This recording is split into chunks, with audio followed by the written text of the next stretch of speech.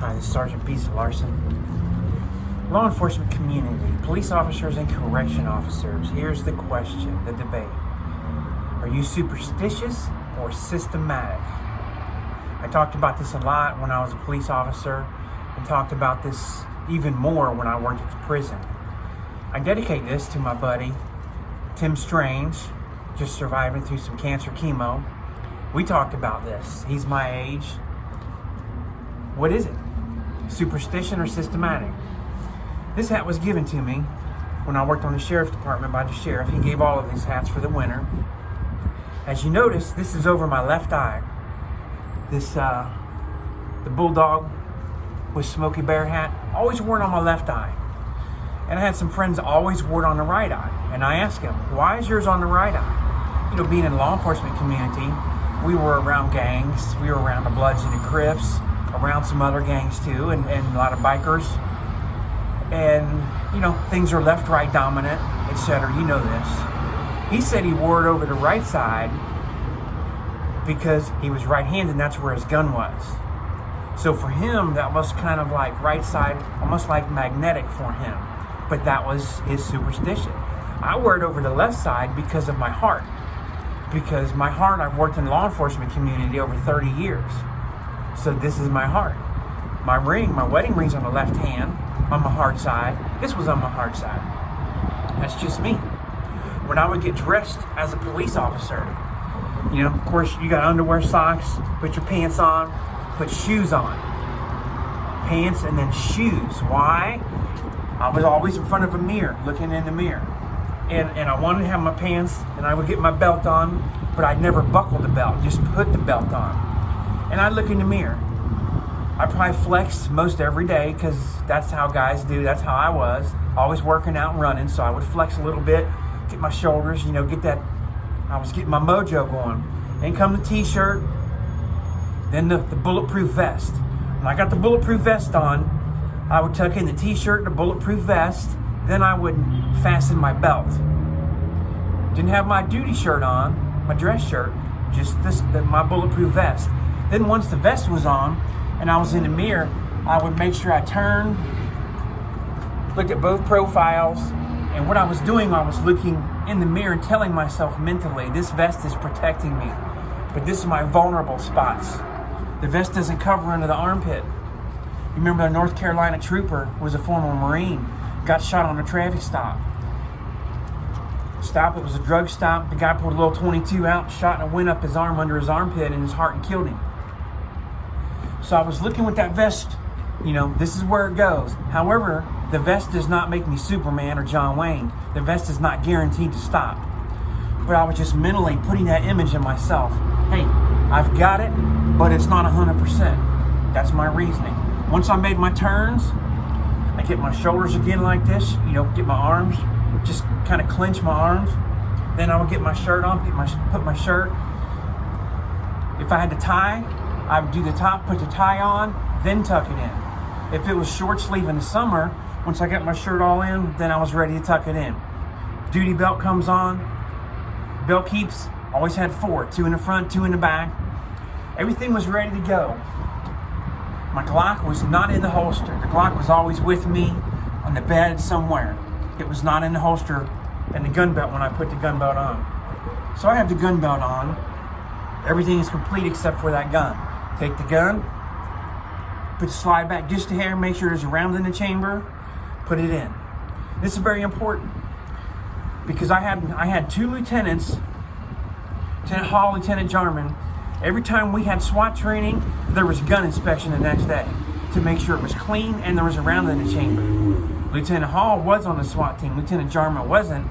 Lieutenant Jarman had been a canine handler and knows about training and getting dirty. And the day after you train, you have to clean, you have to prepare for the next day. So they both were sticklers, and between the 2 of them, it spread to the other supervisors.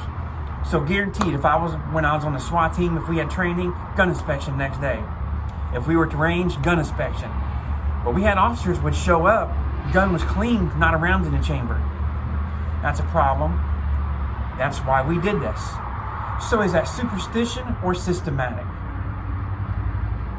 Do you feel like if you do something wrong, And when you put your socks on, is it always the left foot first or the right? Mine always the left foot, always the left shoe first.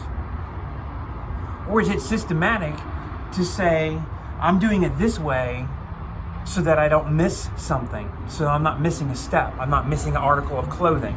Because you hate to go to roll call in briefing and realize, a couple of my friends did this, hey, I forgot my gun at home, I gotta go home. I'm walking around, police, full uniform, gun belt, everything. Hey, how's it going? You know, doing this bit, talking stories, you know, getting the shoulders all cocked back, no gun.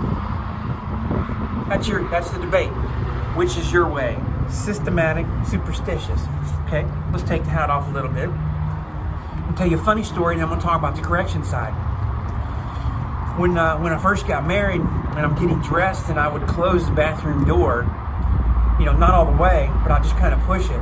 And my wife asked me one day, why did I do that? We're married. You know, what was the big deal about getting dressed and putting this on? And I said, well, it kind of made me, you know, nervous. It was new to put a my bulletproof vest on, you know, in front. I didn't want to scare you. And she said, I'm not scared. I'm relieved that you put it on. I'm happy. She also confessed to me, she was one of those girls that would wake up before me, run into the bathroom, put some makeup on, brush and fix her hair just a little bit, and then jump back in bed.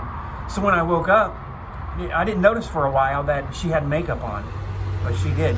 She's one of those girls, and she told me that secret. How about that? How many of you have heard that before? Now let's talk about corrections for a minute. The correction uniform was a little bit different. The correction officers, I think, are more superstitious than systematic. I think police are more systematic. In corrections, you know, same thing. I start off, you know, and the other guys were the same way. You know, underwear, socks, always did left, right.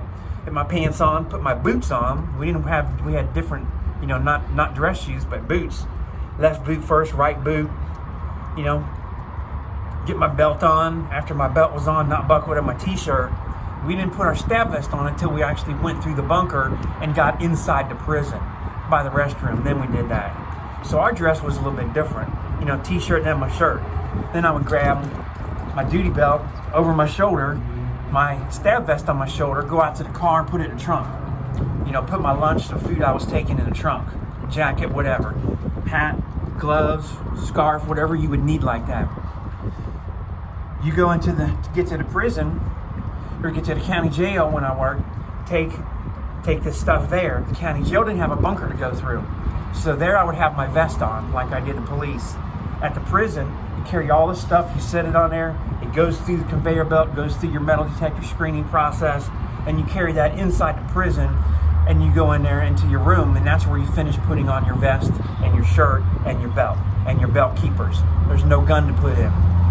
At that point, as a member of the CERT team, you know, being a special officer, a sergeant, I was authorized for a taser. Then I would go get my taser, get my mace, get my handcuffs. Pretty much it. So what do you think? Let's have this debate. It's a fun debate, but it makes you really think. Why do you do things you do? Why are you doing it that way?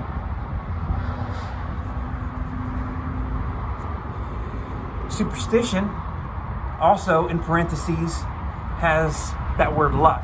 People that are superstitious feel like things happen from luck. When you're systematic, you don't feel that you're lucky. You feel that you're trained. It's routine. It's job performance. It's job knowledge. So think about that. Let's divide this half. Superstitious or systematic? Let me know. Hit the like, hit the share. Don't forget to subscribe. We're talking about a lot of things.